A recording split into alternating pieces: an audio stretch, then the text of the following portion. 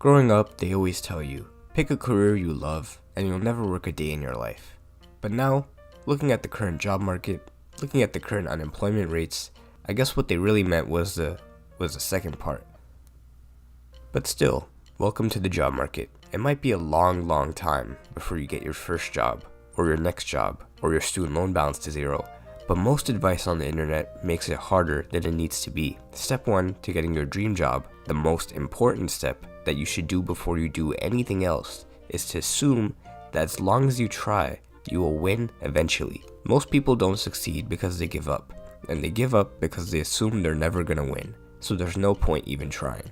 And they assume they're never gonna win because they think, well, the job market's cooked, there's too much competition, everyone's just gonna reject me anyway, I'm not smart enough to get hired, I'm not even smart enough to do the work to get hired, every single condition that you could possibly name is against me. Actually, they're not. When I said the unemployment rate was high, I was actually lying. The unemployment rate in the US right now is only about 4.2%. That means out of every 100 people who are available to work, only 4 aren't working. So if you're unemployed, here's a little visual representation of that to make you feel bad. It's not entirely your fault though, because unemployment is kind of a vicious cycle. When you can't get a job, you have lower confidence and you stop trying as hard, which lowers your chances of getting a job even more. And on top of that, the internet makes it feel like there's no point even trying, because it looks like no one else can find a job either.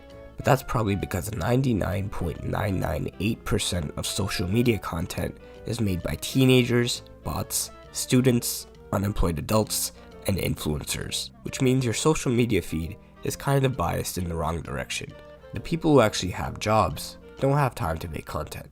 They just do whatever they do at work and just consume whatever content the jobless people came up with during the day. If you ever heard of dead internet theory, you could think of this as unemployed internet theory. So just because no one on your social media feed is getting a job doesn't mean the market is cooked. People have been complaining about the job market for ages. Jobs that require you to be under 24 but with 10 years of experience. Entry-level jobs that aren't actually entry-level but just want to pay you an entry-level salary. Minimum wage jobs that require a college degree, but to pay for a college degree, you need a job. But at the end of the day, we're not even close to being doomed yet. There's still plenty of high-paying jobs out there. You just need to assume that as long as you don't give up, you will get one eventually. The reason is called self-fulfilling prophecy. Prophecy means prediction. Self-fulfilling means whatever prediction you make about yourself, you end up making it come true. When you complain about the cooked job market, then you start believing that it's impossible to get hired. Then your brain starts to think there's no point in trying, and you stop applying to jobs because you just assume you'll get rejected every time. And you start slowly putting in less effort, and that makes you less likely to get hired, which will make you think the market's even more cooked than you thought. And the cycle repeats.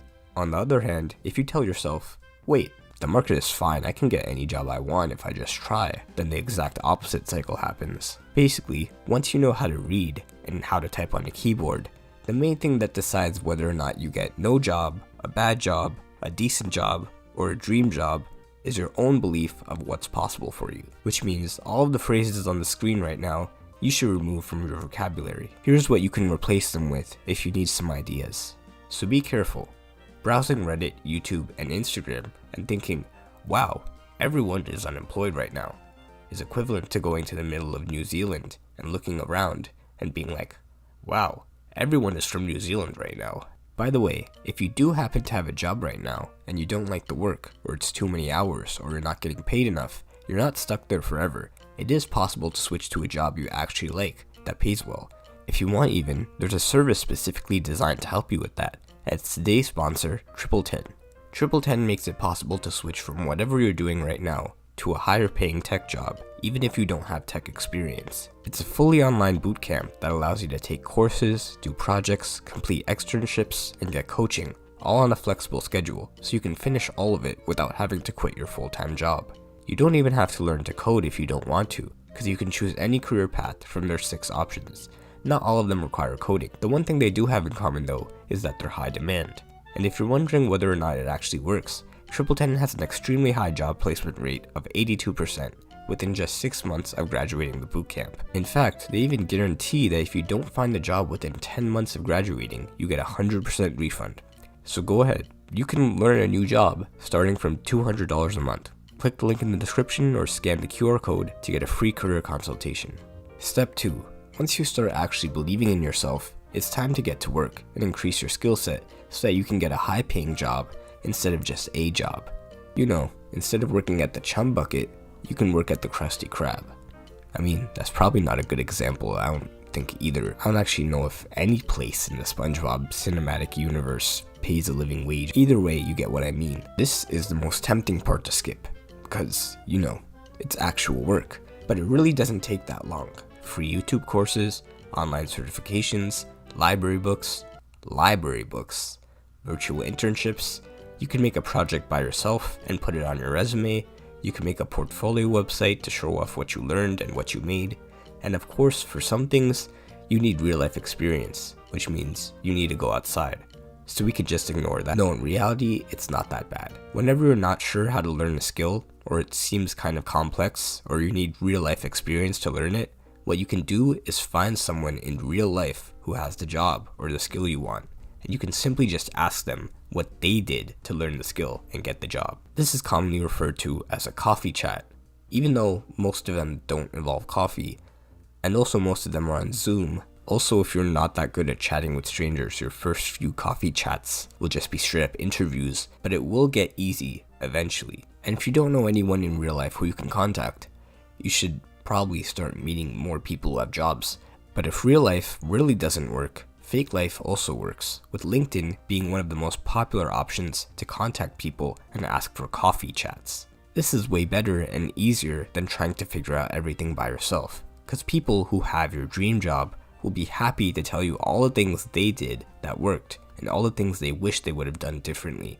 They can give you advice specific to the place you live in, the people you know, the company you want to work at, and they can give you up-to-date advice instead of you following some guide from 2019 for how to learn a coding language that doesn't even exist anymore. And here's a secret, this is all networking is. Someone helps you, you help them, you get to know each other, and then hopefully when you ask them for a favor, they trust you enough and like you enough to say yes. Even if your entire relationship with someone was one 30-minute Zoom call, that's infinitely better than you just being some no-name random to them. This is not the time to ask them to give you a referral. It's the time to learn and build genuine connections so that 1 year from now you can ask them to give you a referral. It really doesn't take that long to get ahead of most people, but don't be fooled. The really high-paying jobs require you to have other stuff, like a degree, or internship experience, or at least past job experience in a related field. There's no magical career that only takes 1 month for you to learn and then you can start making $200K a year. Occasionally, people on social media will bring up the trades. So did you know you can make $250K a year as a welder? You just have to go to trade school, it's really cheap. Who do you know that makes that much welding? I've read people on the internet. You read it in a Reddit post. They're just saying you can make $250K a year welding. Who is they? It's this guy who posts on r/dank memes a lot. Do you weld? No, but do you know how long you have to be an apprentice before you get that much money? Okay, you got me. It takes a long time, and it's actually more like $80K a year once you get past that stage if you do it right.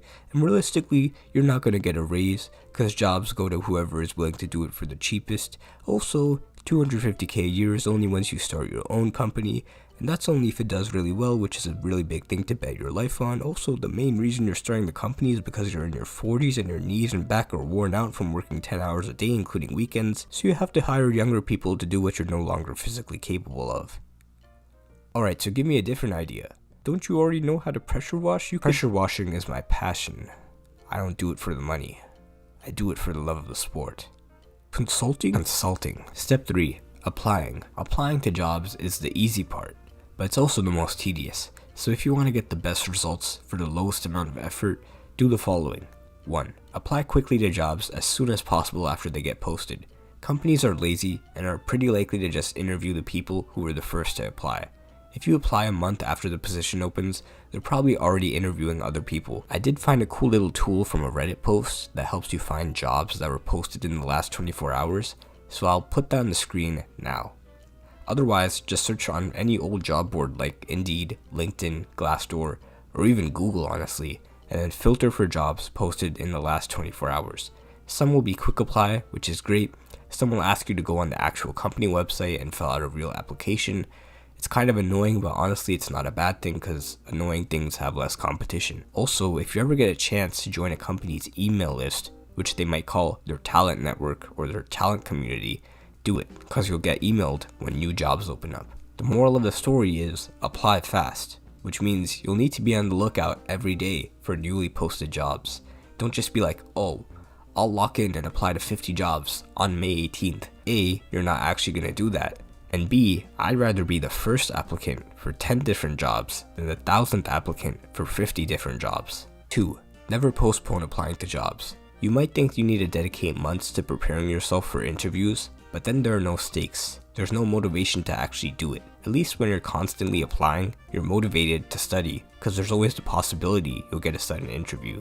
3. Start keeping track of your applications in a spreadsheet. 4. If you know someone who can give you a referral, ask them. Your chances of getting the job will increase by 20 trillion%, not an exaggeration. 5. If you've ever applied to jobs online before, you know they always ask for the same information. So you should just be like everyone else and download some extension that'll autofill the information for you. Here are the 2 most popular ones. Other than that, I wouldn't really bother trying to find other fancy AI tools to help you with your job applications. I tried doing that for a while, and then I realized, maybe this AI networking, automatic job searching, machine learning algorithm, blockchain, Web3, big data, LLM, API endpoint, starting point, Bitcoin mining SaaS with extremely complicated features isn't really something I'm actually going to use after the first day. Also, it's kind of annoying to download some cool looking extension and then forget about it until the next time I restart my computer and it opens up a new tab by itself and asks me to buy the premium version. Premium version of what? You weren't even useful when you were free. 6. Don't make a fancy looking resume. Use the same boring one-page template everyone else is using. You want the content of the resume to stand out, not the format. A key tip for the bullet points is, don't just list your responsibilities, list your accomplishments. That means putting numbers and percentages and dollar signs in there. Specific skills or technologies you used, what you built, how you built it, and what you improved. Just make it sound impressive. A good template for a bullet point is what you did, how you did it, and how the company benefited as a result. 7. If the job description has a lot of keywords that aren't in your resume, slightly adjust your resume so that the keywords show up. This will get it past the bots. You don't need to rewrite the entire thing every time, you just need to add the keywords and skills in there so that you don't get auto-rejected. Anyway, I probably missed some stuff, but it's okay. The most important part is that you remember, you must win eventually. Applying to a job is kind of like asking someone out. If you never give up and you move past all the rejections and just keep trying, someone will want you eventually. In theory. Anyway, if that helped, I'm collecting donations in the form of subscribes to fund the next video.